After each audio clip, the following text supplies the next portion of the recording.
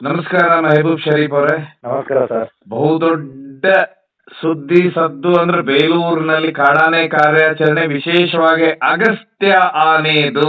ಕೊನೆಗೂ ಅಗಸ್ತ್ಯ ಆನೆಯನ್ನು ಹಿಡಿದಿದ್ದಾರೆ. ಯಾವ ರೀತಿ ಇತ್ತು ಸರ್ ಕಾರ್ಯಾಚರಣೆ, ಎಲ್ಲಿ ನಡೀತು?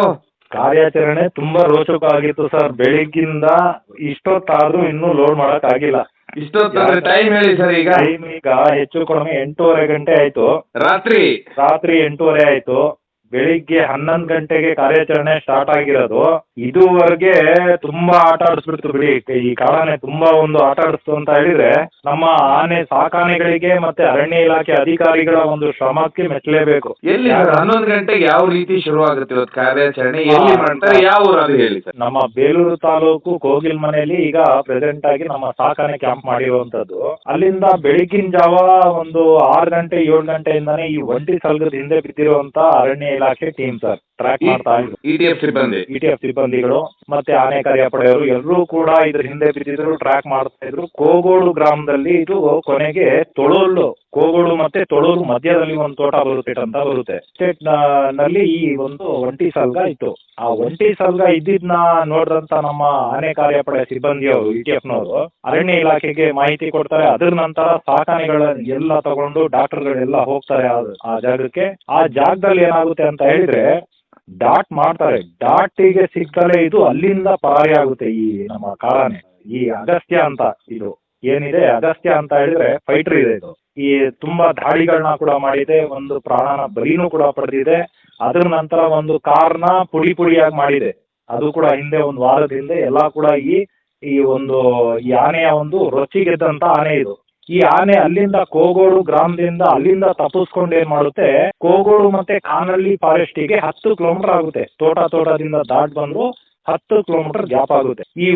ಈ ಕಾಡಾನೆ ಏನ್ ಮಾಡುತ್ತೆ, ಕೋಗೋಡು ಗ್ರಾಮದಲ್ಲಿ ಡಾಟ್ ಮಾಡಕ್ ಬಂದು ಸಾಕಾನೆ ಬಂತು ಅಂತ ಹೇಳಿ ಡಾಟಿಗೆ ಸಿಕ್ಕಲ್ಲಿ ಅಲ್ಲಿಂದ ಪರಾರಿ ಆಗಿದ ಆನೆ ಕಾನಹಳ್ಳಿ ಫಾರೆಸ್ಟ್ ಸಿರ್ಗುರ ಗ್ರಾಮ, ಅಲ್ಲಿಂದ ಕಾನಹಳ್ಳಿ ಫಾರೆಸ್ಟ್ ಏನ್ ಅರ್ಧ 1 ಕಿಲೋಮೀಟರ್ ಆಗುತ್ತೆ ಅಷ್ಟೇ. ಅಲ್ಲಿ ದಾಟ್ಕೊಂಡ್ರೆ ಕಾನಹಳ್ಳಿ ಫಾರೆಸ್ಟಿಗೆ ಬೀಳುತ್ತೆ. ಕಾನಹಳ್ಳಿ ಫಾರೆಸ್ಟ್ ಒಂದು ಅರ್ಧದಿಂದ 1 ಕಿಲೋಮೀಟರ್ ಆಗುತ್ತೆ ಈ ಸಿರ್ಗುರ ಗ್ರಾಮ. ಅಲ್ಲಿಂದ ಈ ನಮ್ಮ ಸಾಕಾನೆ ಅಲ್ಲಿಂದ ಮತ್ತೆ ಲಾರಿಗೆ ಲೋಡ್ ಮಾಡ್ಕೊಂಡು ಕೋಗೋಡು ಗ್ರಾಮದಿಂದ ಚೀಕ್ನಹಳ್ಳಿ ಅಂತ ಬರುತ್ತೆ. ಚೀಕ್ನಹಳ್ಳಿಯಿಂದ ಮತ್ತೆ ನಮ್ಮ ಕಾನಹಳ್ಳಿ ಫಾರೆಸ್ಟ್ ರೋಡಲ್ಲಿ ಬಂದು ಈ ಸಿರ್ಗುರ ಅನ್ನೋ ಗ್ರಾಮದಲ್ಲಿ ಮತ್ತೆ ಸಾಕಾನೆನ ಮತ್ತೆ ಇಳಿಸ್ತಾರೆ. ಈ ಕಾಡಾನೆ ಇದ್ದಿದ್ದು ಅಲ್ಲಿವರೆಗೆ ಈ ಸಾಕಾನೆ ಲಾರಿಲಿ ತುಂಬ್ಕೊ ಬರೋ ತನಕ 6ರಿಂದ 7 ಕಿಲೋಮೀಟರ್ ಅಲ್ಲಿಂದ ತಪ್ಪಿಸ್ಕೊಂಡಿತ್ತು ಕೋಗೋಡು ಗ್ರಾಮದಿಂದ. ಅದ್ರ ನಂತರ ಏನಾಗುತ್ತೆ, ಸಿರ್ಗುರ ಗ್ರಾಮದಲ್ಲಿ ಒಂದು ತೋಟ ಇರುತ್ತೆ. ಆ ತೋಟ ಮತ್ತೆ ಕಾಡು ಇರುತ್ತೆ. ಆ ಜಾಗದಲ್ಲಿ ಏನ್ ಮಾಡ್ತಾರೆ, ನಮ್ಮ ಡಾಕ್ಟರ್ಗಳು ಡಾಟ್ ಹೊಡಿತಾರೆ. ಡಾಟ್ ಹೊಡೆದ ನಂತರ ಅಲ್ಲಿಂದ ಮತ್ತೆ 1 ಕಿಲೋಮೀಟರ್ ದೂರಕ್ಕೆ ಹೋಗುತ್ತೆ. ಆ ದೂರಕ್ಕೆ ಹೋಗಿ ಆ ಸಿರ್ಗುರ ಗ್ರಾಮದಿಂದ ಕಾನಹಳ್ಳಿ ಫಾರೆಸ್ಟ್ಗೂ ಅಲ್ಲಿಂದ ಅಲ್ಲಿಗೆ 2 ಕಿಲೋಮೀಟರ್ ಆಗುತ್ತೆ. ಈ ಆನೆ ಕಾನಹಳ್ಳಿ ಫಾರೆಸ್ಟ್ ಹತ್ರ ಒಂದು ಗದ್ದೆ ದಾಟಿ ಒಂದು ಅಡಿಕೆ ತೋಟ ಬರುತ್ತೆ, ಒಂದು ಗದ್ದೆ ಬರುತ್ತೆ. ಆ ಸಿರ್ಗುರ ಗ್ರಾಮದ ಒಂದು ಸಣ್ಣದಾಗಿ ಒಂದು ಪ್ರೌಢಶಾಲೆ ಇದೆ. ಆ ಪ್ರೌಢಶಾಲೆ ಹಿಂಭಾಗದಲ್ಲಿ ಒಂದು ಗದ್ದೆ, ಅದ್ರ ನಂತರ ತೋಟ ಬರುತ್ತೆ. ಅದ್ರ ನಂತರ ಕಾನಹಳ್ಳಿ ಫಾರೆಸ್ಟ್ ಬರುತ್ತೆ. ಕರೆಕ್ಟ್ ಆಗಿ ಒಂದು 4 ಗಂಟೆ 3:30-4 ಗಂಟೆಗೆ ಡಾಟು ತಾಗುತ್ತೆ. ಇದಕ್ಕೆ 3:30-4 ಕಾಲ್ ಆಗಿರುತ್ತೆ. ಆ ಸಂದರ್ಭದಲ್ಲಿ ಡಾಟು ಅರವಳಿಕೆ ತಾಗುತ್ತೆ. ಇದಕ್ಕೆ ತಾಗ್ ನಂತರ ಅಲ್ಲಿಂದ 1 ಕಿಲೋಮೀಟರ್ ಹೋಗಿ ನಿಂತ್ಕೊಳ್ಳುತ್ತೆ. ಅದು 1 ಕಿಲೋಮೀಟರ್ ಒಳಗಡೆ ಕಾಡು ಪ್ರದೇಶ ಇದೆ. ಸ್ವಲ್ಪ ಒಂದು ಗದ್ದೆ ಬಯಲ್ ಟೈಪ್ ಅಲ್ಲಿ ಬರುತ್ತೆ. ಅದ್ರ ನಂತರ ಅಲ್ಲಿ ಹೋದಂತ ಆನೆ ಈ ನಮ್ ಸಾಕಾನೆಗಳೆಲ್ಲ ಹಿಂಬಾಲಿಸ್ತಾ ಹೋಗ್ತವೆ. ಹಗ್ಗ ಹಾಕೋದು ಈಗ ಒಂದು ಕಾರ್ಯಾಚರಣೆ ಅಂತ ಹೇಳಿದ್ರೆ, ಈಗ ಅರವಳಿಕೆ ಕೊಟ್ಟ ಮೇಲೆ ಆನೆ ನಿಂತ ಮೇಲೆ ಅದು ಬೀಳೋ ತನಕ ಕಾದು ಅದಕ್ಕೊಂದು ಹಗ್ಗಗಳು ಕಾಲಿಗೆ ಕಟ್ಟಿ ಅದ್ರ ನಂತರ ಎಳ್ಕೊ ಬರುವಂತ ಒಂದು ಕೆಲಸ ಇರುತ್ತೆ, ಕಾರ್ಯಾಚರಣೆ ಇರುತ್ತೆ. ಈ ಕ್ಯಾಪ್ಟನ್ಶಿಪ್ ಪ್ರಶಾಂತ ಮತ್ತೆ ಅಜಯ ಎಳೆಯೋದಿಕ್ಕೆ ನಮ್ಮ ಪ್ರಶಾಂತ ಅದ್ರ ಬಡ್ಡೆ ನಿಂತ್ಕೊಂಡು ಅದನ್ನ ಒಂದು ಏನು ಈಗ ಏನಾದ್ರು ಫೈಟ್ ಆಡೋದಾದ್ರೆ ಪ್ರಶಾಂತನ ಕೈಲೇ ಆಗ್ಬೇಕಿತ್ತು.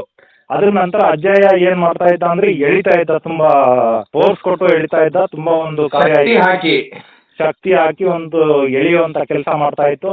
ಅದ್ರ ನಂತರ ಬಾಕಿ ಆನೆಗಳು ಈಗ ಎಲ್ಲೂ ತಪ್ಪಿಸ್ಕೋಬಾರ್ದು. ಈಗ ಮೊನ್ನೆ ಹಿಂದೆ ಒಂದು ಸಿಂಗಲ್ ಅಂತ ಆನೆ ಹಗ್ಗ ಕಟ್ ಮಾಡ್ಕೊಂಡು ಓಡೋಗಿದ್ದು ಒಂದು ನಮ್ಮ ಮುಂದೆ ಇದೆ. ಹಾಗಾಗಿ ಇವೆಲ್ಲ ಕಾವಲು ಕಾಯ್ತಾ ಇದ್ವು ಈ ಬೇರೆ ಆನೆಗಳು ಹಗ್ಗ ರೌಂಡ್ ಆಗಿ ನಿಂತ್ಕೊಂಡಿದ್ದ ಆನೆಗಳ ಹೆಸರು ಹೇಳಿ ಸರ್? ನಮ್ಮ ಲಕ್ಷ್ಮಣ, ಈಶ್ವರ, ಏಕಲವ್ಯ, ಮತ್ತೆ ಮಹೇಂದ್ರ, ಮತ್ತೆ ನಮ್ಮ ಧನಂಜಯ.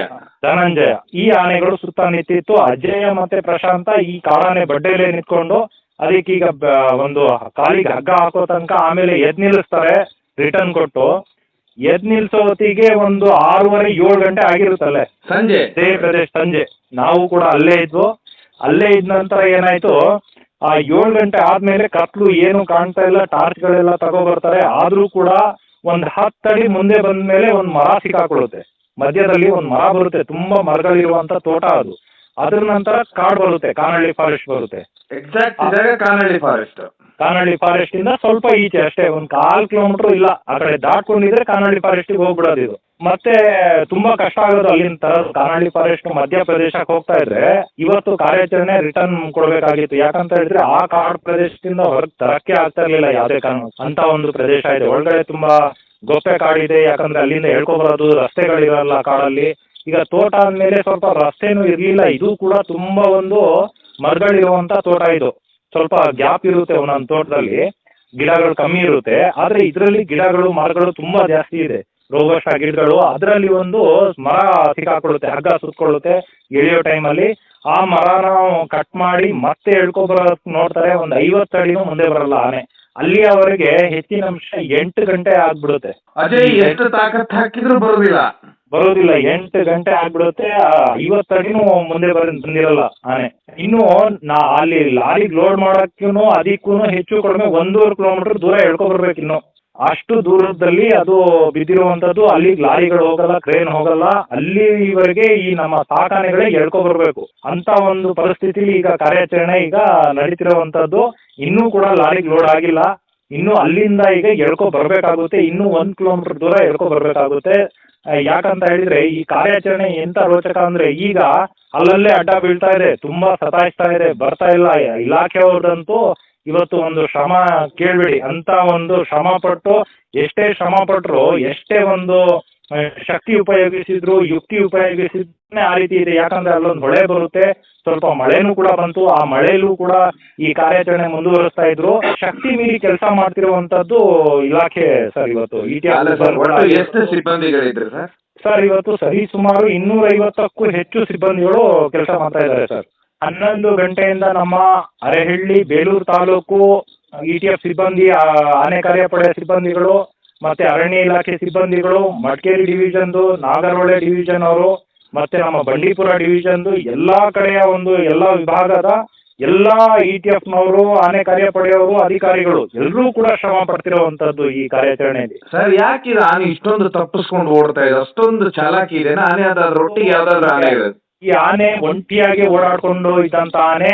ಇದನ್ನ KP ಕಾಲರ್ 2 ಅಂತ ಕರೀತಾ ಇದ್ರು. ನಾವೆಲ್ಲ ಇದಕ್ಕೆ ಅಗಸ್ತ್ಯ ಅಂತ ಒಂದು ಹೆಸರನ್ನ ಇಟ್ಟಿದ್ವಿ ಸರ್. ಇದು ಅಗಸ್ತ್ಯ ಅಂತ ಹೇಳಿದ್ರೆ ಇದರ ಒಂದು ಮುಖ ನೋಡೋದಿಕ್ಕೆ ಅಷ್ಟು ದೊಡ್ಡ ಗಾತ್ರ ಅಂತಲ್ಲ, ಒಂಥರ ಲುಕ್ ಚೇಂಜ್ ಇದೆ. ಪೆನ್ಸಿಲ್ ಕೋರೆ ಯಾವ ರೀತಿ ಇದೆಯೋ ಅದೇ ರೀತಿ ಇದರ ಒಂದು ಮುಖ ಲಕ್ಷಣ ಕಾಣುತ್ತೆ. ಬಾಡಿನೂ ಅದೇ ರೀತಿ ಇದೆ. ಒಂದು ಒಳ್ಳೆ ಆನೆ. ಇದನ್ನ ಬಳಸ್ತಾರೆ ಅಂತಾನು ನಾನು ಕೇಳ್ಪಟ್ಟೆ. ಸ್ಥಳಾಂತರ ಕಾಡಿಗೆ ಮಾಡಲ್ವಂತೆ, ಇದನ್ನ ಕ್ಯಾಂಪಿಗೆ ತಗೊಂಡು ಹೋಗ್ತಾರೆ ಅಂತಾನು ಕೇಳ್ಪಟ್ಟೆ ನಾನು. ಕ್ಯಾಂಪಿಗೆ ತಗೊಂಡೋಗಿ ಕ್ರಾಲಲ್ಲಿ ಹಾಕಿ ಇದನ್ನ ಒಂದು ಬಳಸ್ತೀವಿ. ಯಾಕಂತ ಹೇಳಿದ್ರೆ ಇದಕ್ಕೆ ಒಂದು 25 ಏಜ್ ಇರ್ಬೋದು ಸರ್. ಒಂದು 25 ವರ್ಷ ಆನೆ ಇರ್ಬೋದು ಇದು, ಒಂದು ಅಂದಾಜು.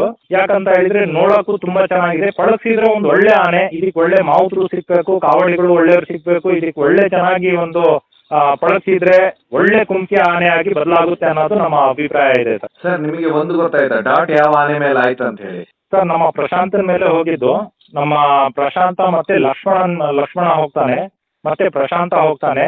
ಅದ್ರ ಮೇಲೆ ನಮ್ಮ ಪ್ರಶಾಂತನ ಮೇಲೆ ಕೂತ್ಕೊಂಡು ಇದಕ್ಕೆ ಡಾಟ್ ಮಾಡುವಂತ ಕೆಲಸ ಮಾಡ್ತಾರೆ ಸರ್ ಡಾಕ್ಟರ್ಗಳು. ಏನ್ ಯಾವ ರೀತಿ ಕಾರ್ಯಾಚರಣೆ ಮಾಡ್ಬೇಕು ಅಂತ ಅನ್ಕೊಂಡಿದ್ರು ಆ ರೀತಿ ಉಲ್ಟಾ ಹೊಡೆದಿದೆ ಇವತ್ತು. ಯಾಕಂತ ಹೇಳಿದ್ರೆ ಆನೆ ಇದ್ದಿದ್ದೇ ಒಂದ್ ಕಡೆ, ಕಾರ್ಯಾಚರಣೆ ನಡೀತಿರೋದೇ ಇನ್ನೊಂದ್ ಕಡೆ. ಯಾಕಂದ್ರೆ ಅಲ್ಲಿಂದ ಅಲ್ಲಿಗೆ ಒಂದು 10 ಕಿಲೋಮೀಟರ್ ಆಗುತ್ತೆ. ಆನೆ ಇದ್ದಿದ್ದು ಯಾವ ಊರು ಸರ್? ತೊಳೋಲು ಅನ್ನೋ ಗ್ರಾಮ ಬರುತ್ತೆ. ತೊಳೋಲು ಅಂತ ಹೇಳಿದ್ರೆ ನಮ್ಮ ಬೇಲೂರಿಗೆ ಅಲ್ಲಿಂದ 10 ಕಿಲೋಮೀಟರ್ ಆಗುತ್ತೆ.